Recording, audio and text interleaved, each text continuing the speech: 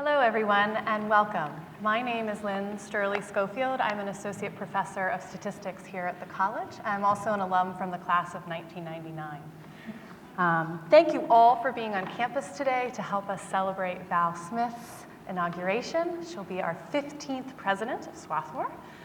Val, I just wanted to mention that I'm sure you have heard the superstition that it is good luck when it rains on a wedding day.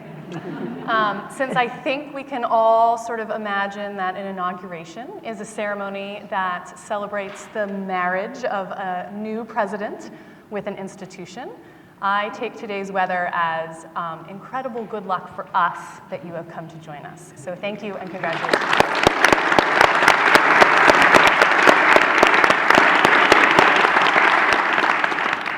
It is my distinct honor and pleasure to serve as moderator of the first of two panels for the Changing Lives, Changing the World Symposium. Our first panel is titled Changing Lives, Access and Transformation, and our panelists all bring a variety of experiences in the field of education. This panel will focus on the experiences of and access to transformative educational experiences. We'll ask our panelists to reflect on 5 questions, and we hope this reflection will take place in a fast-paced conversation rather than sort of separate individual talks. We'll leave some time at the end for audience participation, so please think about ways that you'd like to, or sort of questions you'd like to ask the panelists to probe them further on what they are doing. Each of our panelists is a highly accomplished individual, but for the sake of time, I'm going to give very brief bios so that we can get to the conversations. But I encourage you to research each of them on your own to learn more about all of their professional and personal accomplishments. On my right is Donna Llewellyn, class of 1980, who's the executive director of the new Institute for STEM and Diversity Initiatives at Boise State University. Prior to this role, she served as the director of the Center for Enhancement and Teaching and Learning at Georgia Tech, where she was also Associate Vice Provost for Learning Excellence. Dr. Llewellyn holds an MS in Operations Research from Stanford University and a PhD in Operations Research from Cornell University. Danielle Moss is CEO of the YWCA of the City of New York and a former middle school teacher. She previously served as president and CEO of the Harlem Education Activities Fund, which became a leading college access organization during her 10-year tenure. Dr. Moss is currently president of the Black Agency Executives Board of Directors and co-chair of the New York City Council's Young Women Initiative. She holds a Master's of Education in Educational Administration and an EDD in Organization and Leadership from Columbia University. Chris Paxson, who is class of 82, currently serves as president of Brown University, where she's also a professor of economics and public policy. Prior to coming to Brown, she served as dean of the Woodrow Wilson School of International and Public Affairs and the Hugh Rogers Professor of Economics and Public Affairs at Princeton University. Dr. Paxson holds an MA and PhD in economics from Columbia University. You'll also notice that one of our panelists is unfortunately missing. Eric Adler couldn't make it today because he fell ill, but we'll send good thoughts to him in spirit. And so now I'd like to start with some of our questions. So our first question is, panelists, how has your life and work continued to be transformed by your Swarthmore education? So thank you, and I will start with that, and I also just want to give my congratulations to Val. Swarthmore is very, very lucky to have you, I know that. So I graduated from Swarthmore in 1982, and if you went and looked at my transcript, you would probably be completely baffled. I started off studying biology, then I went to psychology, then I went to English, then I went to philosophy. In my junior year, I took my first economics class, fell in love with it, went on to get a PhD. So it looked completely incoherent, and if you looked at it, you might have said that I made a lot of mistakes along the way. When I look back at my experience now, I think it was incredibly valuable for everything I do, in a number of different ways. One is that, through the course of my career, I've always worked on subjects that cross boundaries across disciplines. So work in development economics and health disparities, You know, these are areas where you need economists working with sociologists, working with, you know, medical doctors and nurses and people from psychology, a wide range of fields. And so the experience at Swarthmore helped me navigate that in a really nice way. As president of a university, I have to actually talk to people in the humanities quite often, and in a wide range of disciplines. And again, you know, while my knowledge from a few undergraduate courses is nothing like theirs, at least I kind of appreciate their ways of thinking about the world. And the last thing I would say is Swarthmore is a place that focuses on social relevance, and the idea that you can take a subject like economics, which is normally thought of as the place where you go into banking and finance, and nothing wrong with that. But I think at a place like Swarthmore, you gain an appreciation of the fact that you can use any of the fields you go into to do really wonderful, interesting, and socially valuable things. So I guess it's my turn. I was a double major in English literature and history because I couldn't make up my mind, and I think that kind of captures a lot of my experience here. Just the opportunity to explore in depth so many things, so many interests, to feel supported and encouraged in that, with a concentration in Black studies, for me, just was transformational in terms of my writing, the way I think. It doesn't help with my proposal writing. They tend to be incredibly verbose. And, I'm sure my fundraising staff would like me to tone it down a little bit. But yeah, it has given me just so much in terms of my own professional and personal development. Right, and so being the STEM person here, I was the math major, but I also dabbled in religion, and that puzzled my mother, wanted to know, was my future path of preaching theorems on the street corner. but the mixture of the liberal arts with the STEM gave me a way advantage when I spent 30 years at Georgia Tech with a lot of engineers who had never read outside of their field. And so to convince them that students needed a broader education was really important. And being able to stand up in front of people who are not mathematicians and explain math as relevant and how to talk about it with people who are not immersed in your field was something that you learned because, you know, late night debates in the dorms about anything, you just learned how to argue your point, whether it was math or religion. So, yeah. So given that it sounds like all of you had such amazing experiences here, what do you think are the challenges and strategies for expanding these opportunities for these kinds of meaningful educational experiences to others? So I think the challenges are probably pretty obvious. It's expensive, right? The kind of experience we had here, and to have a truly transformative educational experience takes resources, whether it's people, environments, infrastructure, so it's expensive. It also requires full participation. When you're a Swarthmore student, you participate in your education. You own that journey, and you have to be ready to own that journey. And so for the students who arrive not ready to be fully participatory, there needs to be an on-ramp.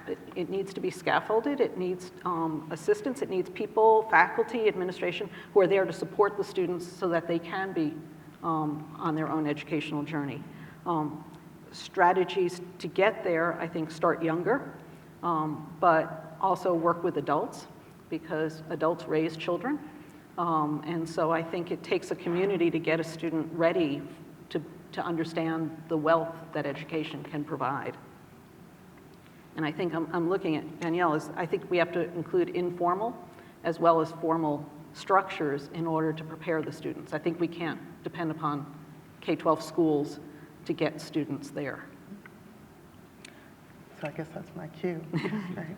I mean, I think one of the things that I've really been so excited and delighted to be able to do in my career is to kind of take these lessons of a place like Swarthmore and translate them into communities, primarily communities of color, low-income communities that are faced with lots of not just real challenges around poverty and other kinds of things, but the assumptions that we make about young people who come from those communities, and to say, we have an opportunity to wipe the slate clean and to come at this with a fresh perspective. So that means that I've had the opportunity to do service learning with kids from Harlem and Washington Heights, where we traveled to Northern Ireland and Belfast. And we spent 6 months before we went on that trip meeting with folks who were Irish New Yorkers, talking about their experiences, talking about the history of the Troubles,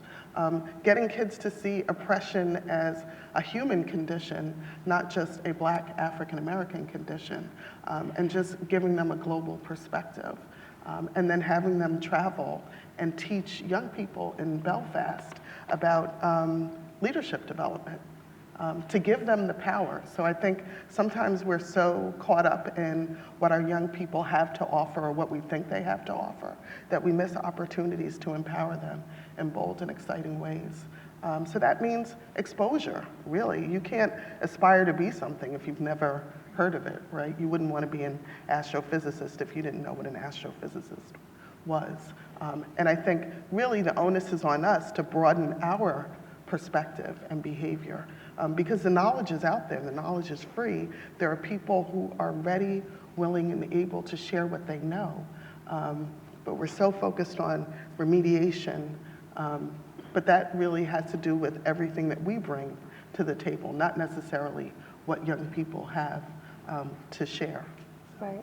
I mean, those are really good points. What at Brown we're really focused on, and I know that there's a lot of thought about this at Swarthmore as well, is, you know, there's the sort of the old generation view of access, which is you go knee blind, you try really hard to bring people in from diverse communities, and you're done, right?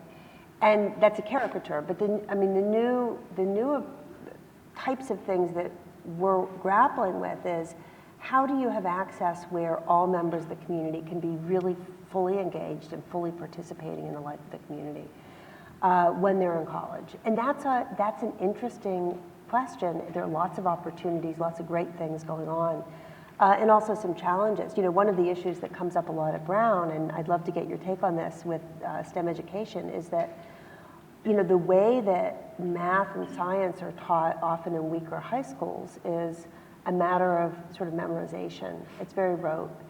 And we admit these brilliant students, and they come in and they want to be scientists, and they have to make a change from thinking about it as information in, information out, to one of thinking about things analytically and creatively.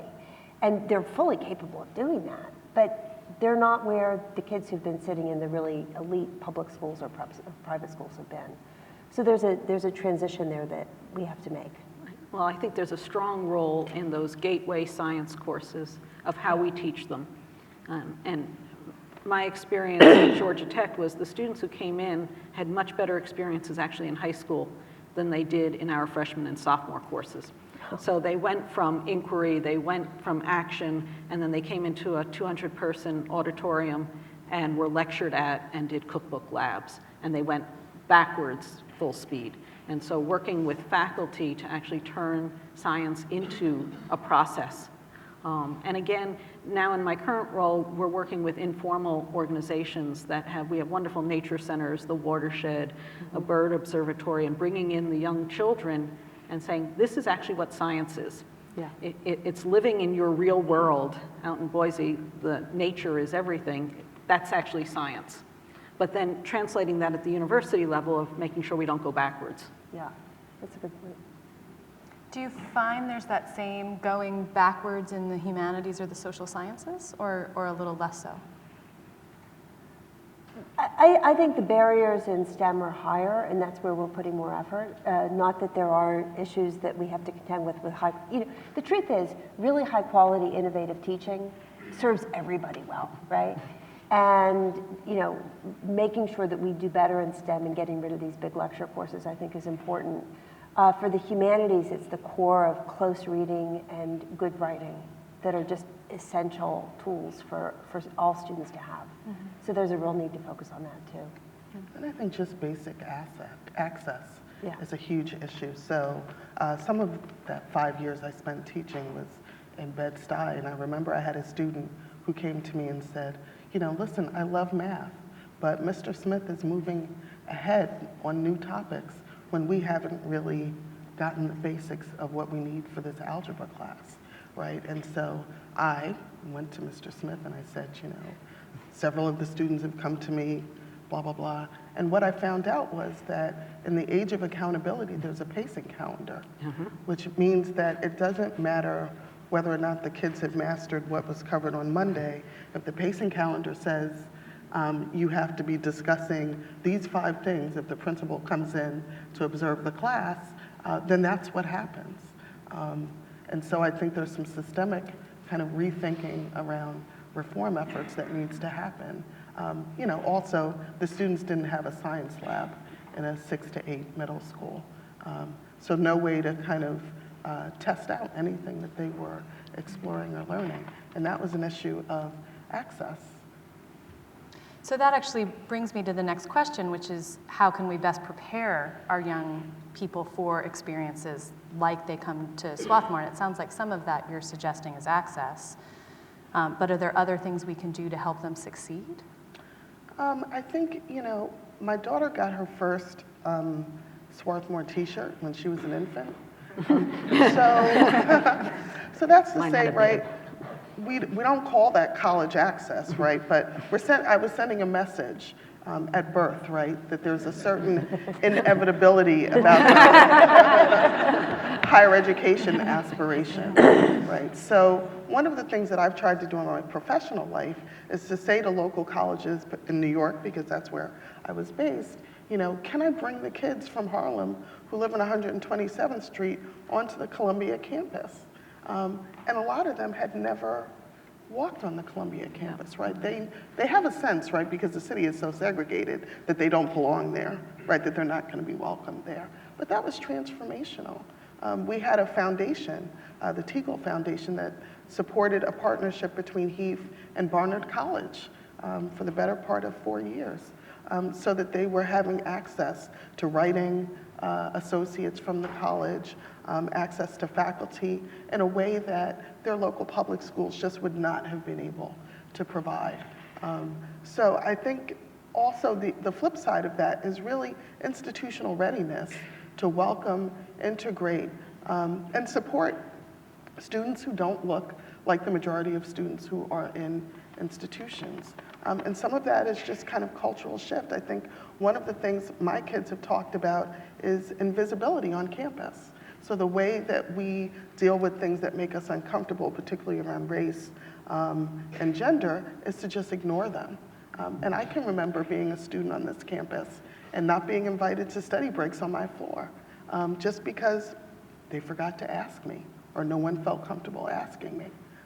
That wasn't anything to do with what I needed to be doing to get ready. That had to do with really supporting young people to integrate people who don't share their experiences into the community. Right. I mean, just to pick up on that, and I want to relate that back to the point you made earlier, which I thought was great, which is about empowering students. So, you know, I had a group of students come into my office about 1.5 years ago, and they were all first-gen students.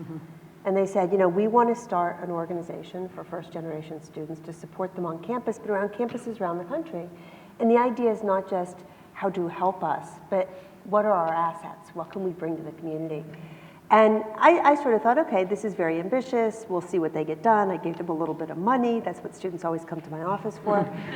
And, you know, within a year, they had organized the first national first-gen conference with students and administrators from all over the country. There was a Swarthmore student there. I don't know if she's in the audience, who we talked on the phone later. But I think for those students, doing something that was student-led, that brought them together from across the country, that was transformational. And the great thing was it wasn't our idea at all. It was the students' idea. I loved it. Right. And there's another population which I hadn't dealt with before my current job, which are returning students, the non-traditional student who didn't go to college. They might not have even graduated from high school. They went out and got their GED at some point, and they worked for 10 years. And they come to campus and know they might not know calculus, and they might not know how to book read, but they have incredible work experience. And you want to have a group project work well, put someone who's been running a plant in charge of that group, right? And so as faculty recognizing, again, what they bring to the table and respecting their expertise, and then providing the services so that they can get up to speed on the stuff that maybe fell through the cracks during their developmental years. And so really listening to the students, and I think empowering them to ask questions. And being at the table to discuss ideas is the best way to get their input. I'm smiling because a lot of students who we have come from, they're veterans who come back. Right. And if you want to get something done, you put a Marine in charge. Yeah. So what types of educational experiences, both from your own lives and as well, do you think have the greatest potential to transform lives? So, building off what I just said was the ones where you get to ask questions. So being in STEM, right, you don't know the answer when you start. So being allowed to follow different paths and ask the questions and come up with your own hypotheses and try to investigate. And I think this doesn't only work in science. I think it works in anything, right? When you read a critical text, hopefully in your mind you're also asking questions. And so experiences where you get to participate, where you're, we used to have a poster in our office that said, education is not a spectator sport. And you don't get educated by watching somebody else do something. So I think, we talked about student-directed, learner-directed, but scaffolded by somebody who can help keep it going forward. I also think built on passion rather than economy. So in my field, there's a lot of resources going towards STEM and the argument usually is, we need a STEM-educated workforce to help our economic development, and that's why we need more diverse people in STEM.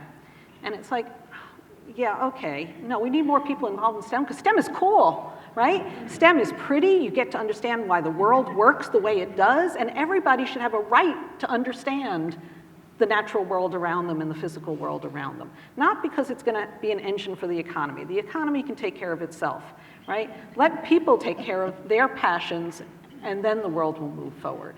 So I think experiences that build off people's passions and curiosity will lead to transformation. I think also allowing, creating situations where young people have the opportunity to solve real world problems. I think so much of what we do is in the abstract. So we have a series of community gardens at 9 of the public schools where YWCA has after-school programs. And the garden has been integrated not just into the science curricula with the science teachers, but the nutrition plan with the nutrition staff that manage the cafeteria. And then we've talked about the politics of food, right? So a lot of our programs are in the communities of Coney Island, East New York, and Brownsville. When we think of New York, we think of a city that's robust with access to transportation. There is one train stop in Coney Island. And I'm not sure if there's a train stop in Brownsville or East New York. So poverty can be incredibly isolating. And that means people don't have access to high quality produce and other kinds of food. So the kids kind of used this community garden as a way to go to city council members in their district to say, what can we do to bring a supermarket into our neighborhood that carries, fruit that someone would actually want to eat, that kind of looks healthy. So we're kind of moving in the direction of STEAMocracy, we called it. We just made that up.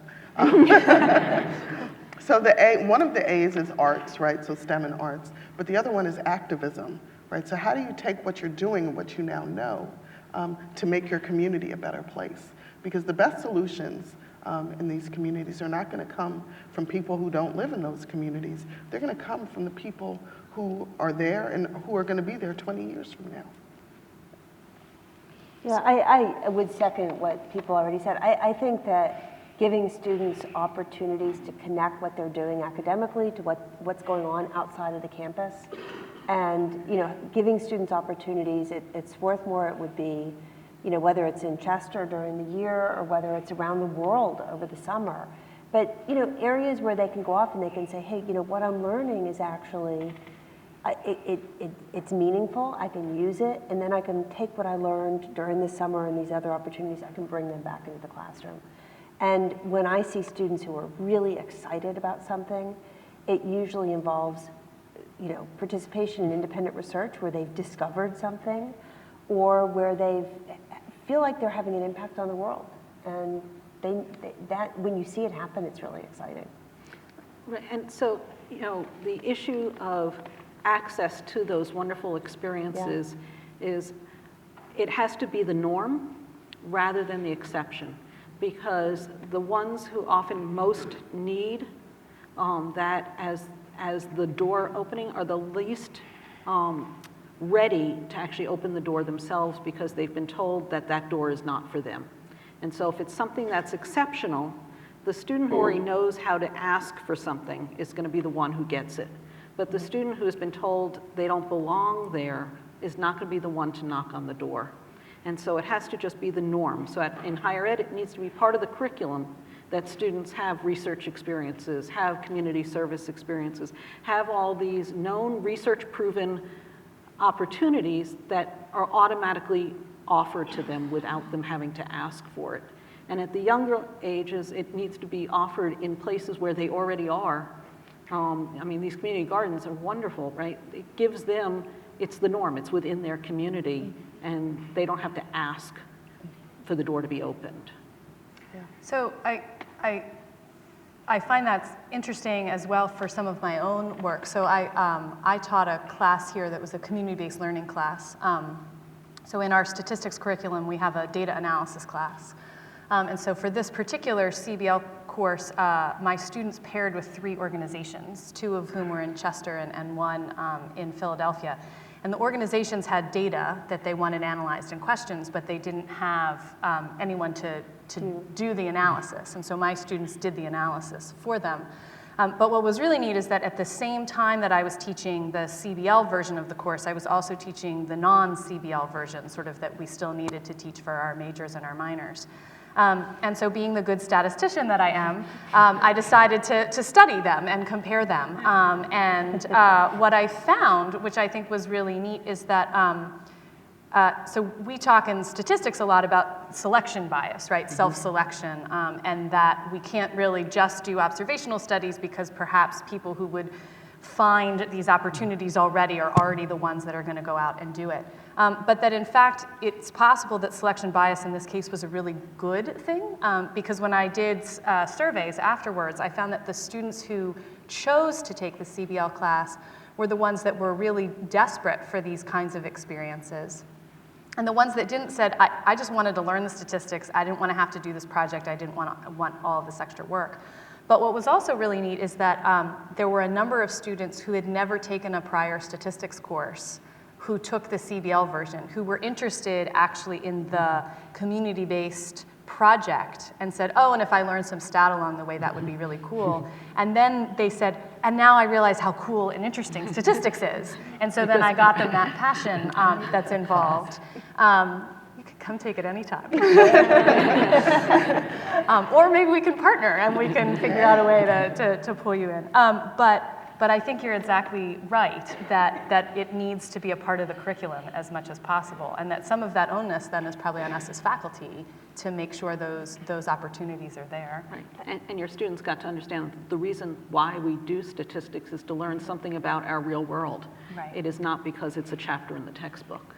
Yeah, and it brings rigor to thinking about really important issues where sometimes you need more of that. Right. So I think it's great. I'll tell you just a funny story. I had a student this year who came in. This is a young woman who's a real leader among the Native American community at Brown, and just a powerhouse. I mean, this woman's going to lead the world.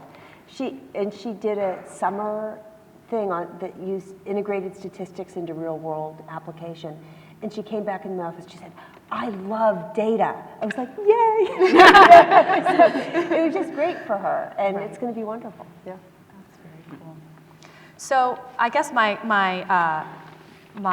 final question, and then we'll open it up to the audience, was what was missing or lacking from your Swarthmore Liberal Arts education, and what suggestions do you have for us here at Swarthmore about things we could be doing better and need to be thinking about as we sort of go forward in our new direction with Val here?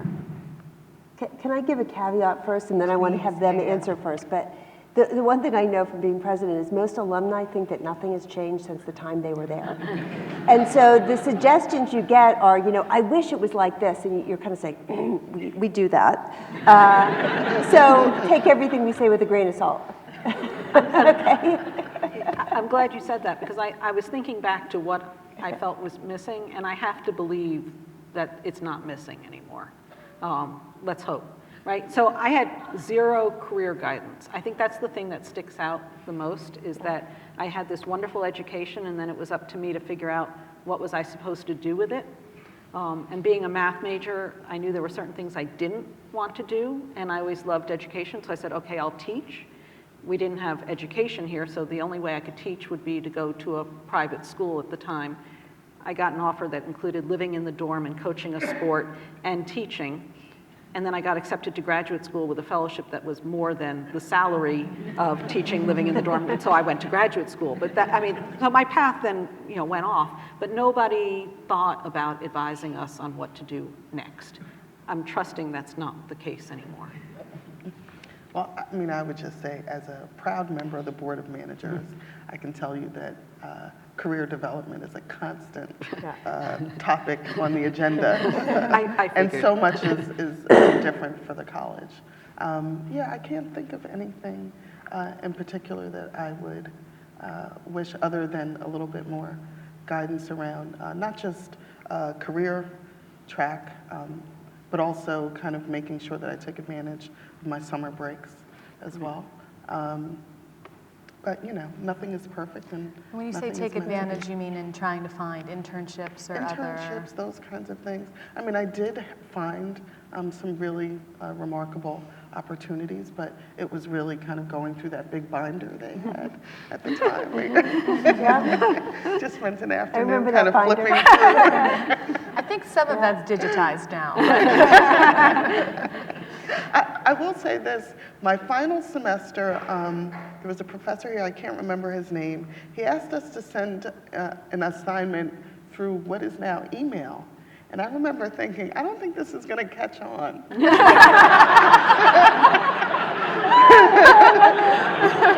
was kind of the black screen with the green lettering, you remember that? I've aged myself. So one thing, and this doesn't directly answer your question, I'm sorry, but when I look back on my Swarthmore experience, what amazes me is how generous the faculty were with their time. We had no idea. I remember this one faculty member, and we thought that he should want to come and have lunch with us every day after class to tell us more. And he's a busy guy. The fact that he would sit there and do that and come.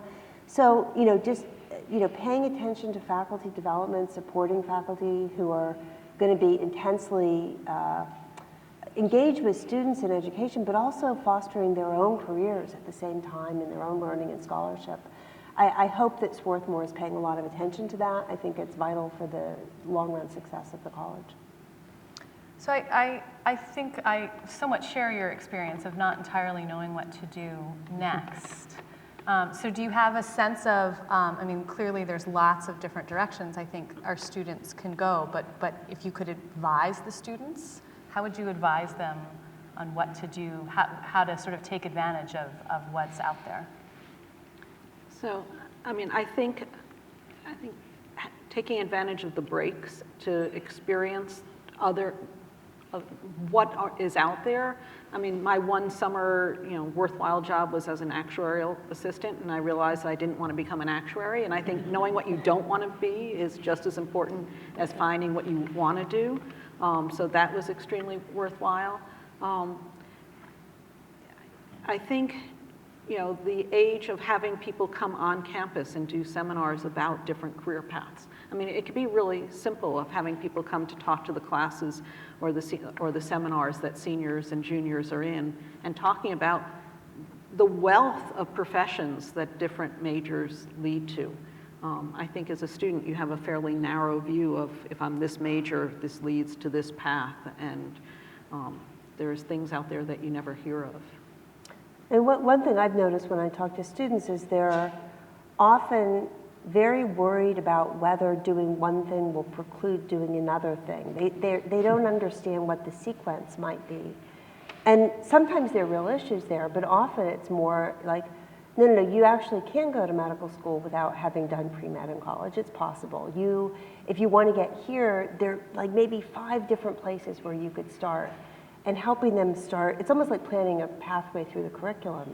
It's starting to think about how those different things build on each other and fit together. And you get that really from one-on-one conversations and panels and mentoring. It's about mentoring. And I would say, don't listen to me. I mean, I think, and I say that because I think I was, an A student like all of you when I got here. And a lot of my success was based on kind of doing what was expected of me. And so I think, the best advice I can give is to sometimes not do what's expected of you. It's okay to make mistakes. It's okay to go in a completely different direction because you can always change your mind later. I think young people approach this with a sense of finality, like that the decision you make at 19 is going to have an impact on anything that you do in the future, and it may or it may not. And that's okay too. So. Right, that sometimes the path can be very weavy, and that in fact those experiences that may not seem to lead one place may in fact do so. Wonderful. Do you all have any final remarks before we open it up to the audience? Just to thank you for doing this. Yes, thank you. I mean, this is terrific, and it's wonderful to see the college in such good hands. And I would just say, as a young Black woman on this campus in 1986, I never imagined that I would be here for the celebration of the first Black woman president of this institution. So I am especially overwhelmed and overjoyed to have Val here. And also, she's from New York, so.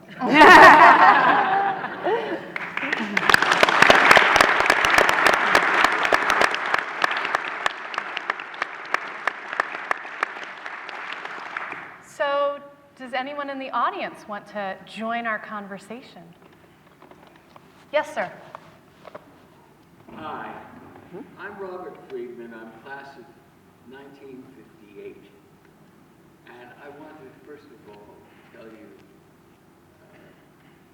that your worry doesn't happen here anymore because it's impossible for us to come on this campus and not see the amazing change that has happened since I was here. You had a very stimulating conversation, and I could talk for hours. I'm not going to. I'm going to say that the one thing that the faculty and the administration can do is not only continue to encourage this cross-pollinization, multiple majors and that sort of thing among not only the students but the faculty, but to make sure that when you teach an academic subject, you become very involved in it, and you believe that the things you've lent to it are right. Sometimes they're not. And we see more and more example of this as time goes on. So we've got to encourage the students to be willing to change paradigms. And that comes from example. You can't just walk into a class and say, change your paradigms. It comes from example. It comes from willingness in the faculty's areas of expertise. When a student, to encourage students to say anything, that they will be able to say it without judgment, without the same, well, that's very interesting, Mr. Jones, but that's not the way it is, which happens all over in virtually all of academia, according to my observations. And if the faculty does that, if the faculty truly listens, and truly listening involves truly listening, It doesn't involve, oh my God, listen to what he's saying. How do I counter that while the person is talking? If we all truly listen to each other without judgment and without criticism, the world would be a better place, and we want Swarthmore students to lead that. So I'm not sure if everyone heard that. If I can paraphrase, I think you're encouraging faculty to set an example of listening well and encouraging our students as well to listen so that when they continue into the world, maybe they can set that example for others. That's part of it, yes. Okay. You have a question over there? Yes. I have a question, particularly probably for Chris and Donna. When I served on the board here for a few years, and when I first got to the board, there was a really wonderful young alumni member of the board, Jacob, I can't remember his last name, who was very concerned, he himself a scientist, very concerned that an element missing today, and perhaps hard to achieve today, is that the humanities side of the student body really didn't have very much access to science. The science students took all sorts of humanities classes and didn't go in the other direction. And that in our society, which unfortunately we see in all sorts of political discussions today, there's a growing anti-science sentiment, perhaps because it's just so obscure and hard for the ordinary citizen to understand. Is that a big issue in thinking about a student's education and creating a society that can have an opinion, credible opinion, on the important science questions we face? So I think you're asking whether there seemed to be a lot of access for students who came in with science to take not just science classes but also humanities classes, and what kinds of challenges might exist for students who are humanities students to take science classes and become informed so that they can become sort of more educated citizens about that. Great. So I think that has changed here from what I've heard, but when I was, when I was here, I would say it wasn't even that easy for as a math major, after the core courses, to delve into humanities. But there was a wonderful rule, I don't know if this rule still exists, but if it doesn't, it should come back, which was as a junior, we were allowed to take any course as a co-requisite for any other course. And as a senior, even if we didn't have the prerequisites, if the professor allowed, you could take the course. And so I was a student who had historyphobia. I know other people have math fear, but I had history fear because I couldn't remember dates. But I knew there was another side to history. There had to be another side to history other than dates of wars. And so there was a course offered on Victorian England, and I decided I'd be safe there. It was one period. I could remember those dates. I had no prior history courses. And I went to the professor and said, I'm a senior math major, can I take this class? And she said, as long as you do the reading and do the writing and don't drag us down, sure.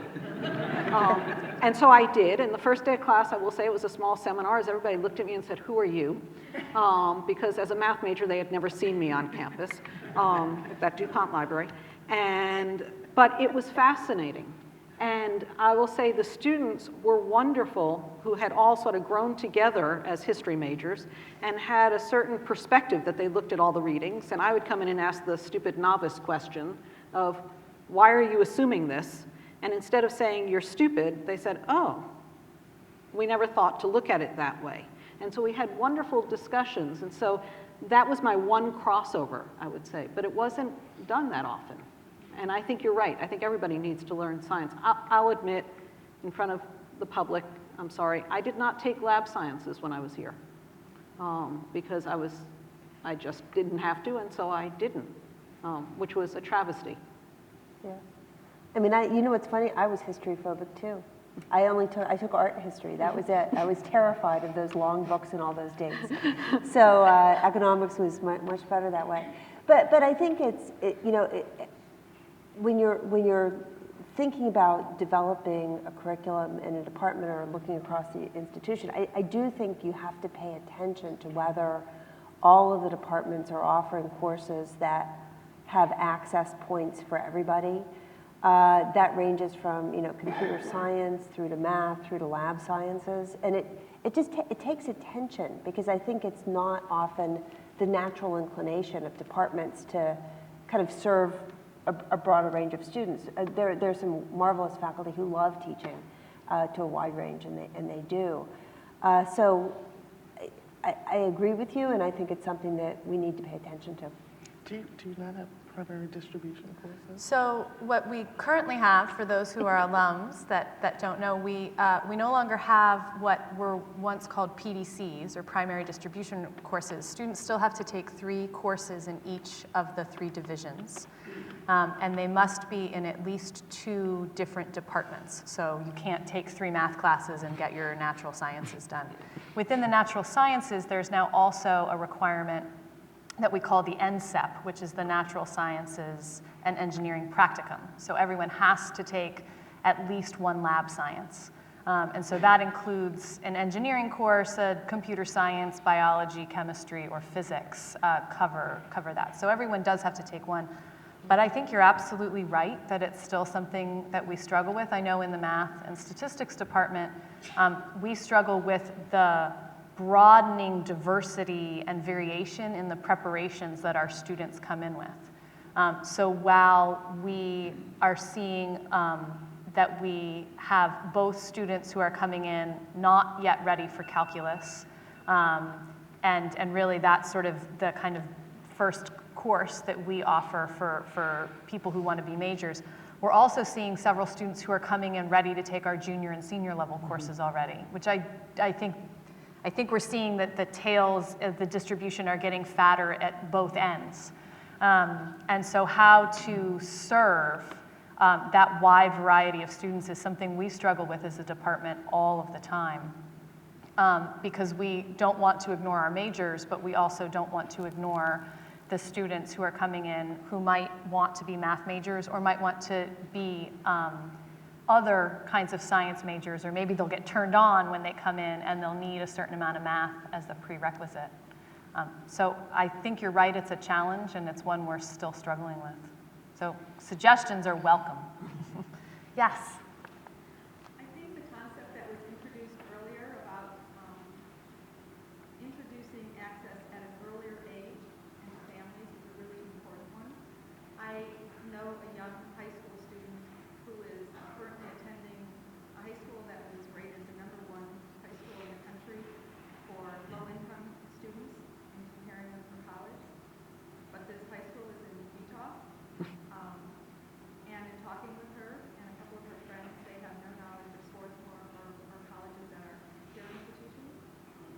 So I was wondering if you had any suggestions as to how Swarthmore can make connections with a school like this that is really trying very hard with this low-income community. There's a way for us to connect with them at that earlier age. So for those that didn't hear, she's mentioned that she knows someone who's at a low-income school in Utah who's never heard of Swarthmore or any of our peer institutions. And she's wondering what things we can do to try to make ourselves more visible to students such as that, as well as make ourselves more accessible. I don't want to put Jim on the spot, but since he's sitting right in front of me. And right next to you. I am really excited by all of the work that Jim and his team are doing to kind of raise visibility of the Swarthmore brand, as it were. Jim, Sure. do you want to? Well, one thing is we'd love to visit, and if we know the school, put it on our database and share information with them. Also, there's a new organization called College Greenlight, which is partnered with almost 1,000 community-based organizations, and we will have access to their database, and we're treating them as high schools, even though they are CEOs. So if we will write the high school, we now write to these CEOs. Don't fall. Providing the access, sorry. Standing up, no, there we go, stand up. And also respond. I said we'd visit the high school. We're also treating community-based organizations as high schools, so to share information. Also, you may have seen today in BuzzFeed about Coalition Access. which is a brand new organization of 80 institutions who are trying to address this exact question, getting the information in the hands of students at an earlier time. It's not just to raise applications or become more elite, but get the information to exactly the student that you're talking about. Yeah, because I would say that many of the students that I've worked with over the years got their primary college counseling support from community-based organizations and not from schools. Just to give you a sense, I think even a school like Stuyvesant High School in New York, which is reputed to be the #1 high school in the city, has a freshman class of about 800 students. So it's not physically possible, I don't think, for a lot of large-scale schools to kind of do the deep dive around what is a good match for students. And in my experience, a lot of community-based organizations who are in the community, know the families, have a different kind of leverage and relationship. I could probably convince and have convinced, let's say, a Latino family from Washington Heights, yes, it's okay to send your daughter to Yale, even though City College is closer and you can check in on her more frequently because the relationship was there. So sometimes the relationship really doesn't happen at the school level, it happens in the community.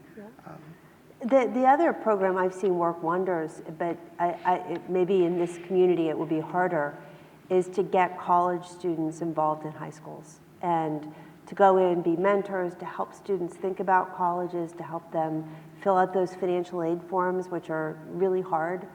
And they can do wonders in just broadening expectations, raising expectations and broadening horizons. And I want to look at a different facet, so it's not your question, but it raised a point, which is there are a lot of people who are becoming faculty who have never heard of a Swarthmore either.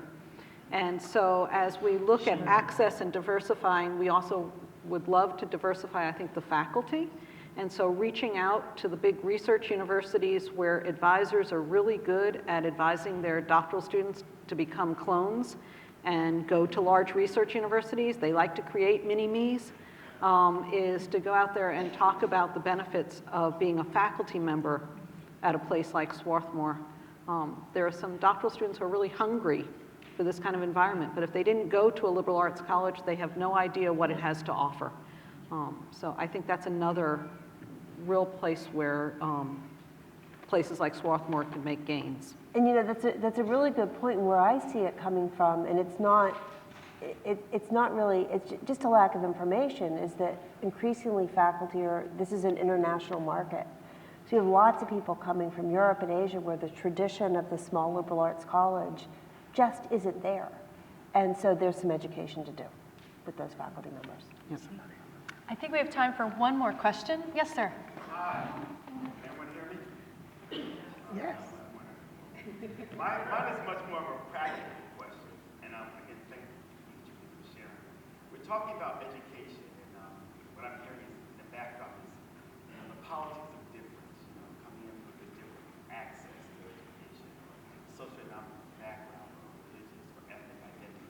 And I'm wondering, practically, those of you who have colleagues or staffs, how are we empowering them, educating them on how to deal with these differences with the youth, or those to be educated in our everyday activities?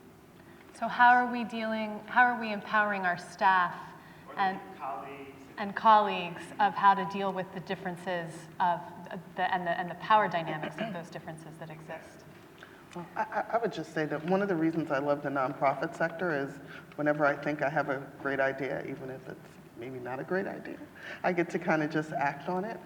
So the YWCA, whose mission is actually eliminating racism and empowering women, has brought together a consortium of college access organizations, citywide in New York as an example, to do a training called Undoing Racism. That it's offered by a group called the People's Institute out of New Orleans. They travel nationally, and it really kind of speaks to the institutional and structural barriers that some folks in our societies face, helping people to wrap their minds and their language around privilege and how it shows up in our institutions. And then you have the opportunity to come together with people to strategize around making sure that diversity is authentic and robust. We don't just have people of color in the room, but they're actually thriving in our institutions. So that's one thing that I'm involved with. You said it was a practical question, and you have to be very practical and purposeful in addressing the issues that you raise, because you're absolutely right. What we've been doing is, a set of things ranging from having faculty, staff development days where we focus on thinking about issues of power and privilege and how you operate in an institution where those forces are very much at play, training for department chairs. You have to be very deliberate. It doesn't happen by accident. And one thing I'm very aware of is I have to show up, right? Mm-hmm. It's really important that the president be there to set the tone and say, this is important for everybody in my institution. And I think it's important that it's owned by everybody.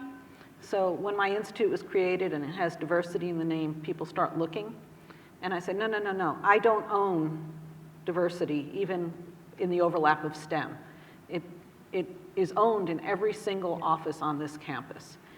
I can bring people together, I can use my bully pulpit, I can make connections, but if everybody doesn't buy in, then it doesn't work. We don't get to check the box and say, Donna's here, so we don't have to worry about it. We're done with diversity. Right. Yeah. And so I think, again, you have to be purposeful in what I get to do is interject it into everything to make sure that it's on everybody's mind, but then people have to follow through. Mm-hmm. Yeah. Well, I think we are out of time, unfortunately. So I'm going to shut us off now, but I'm sure the panelists would love to speak with anyone as well afterwards if you can grab them. Thank you all so much for being here. Thank you.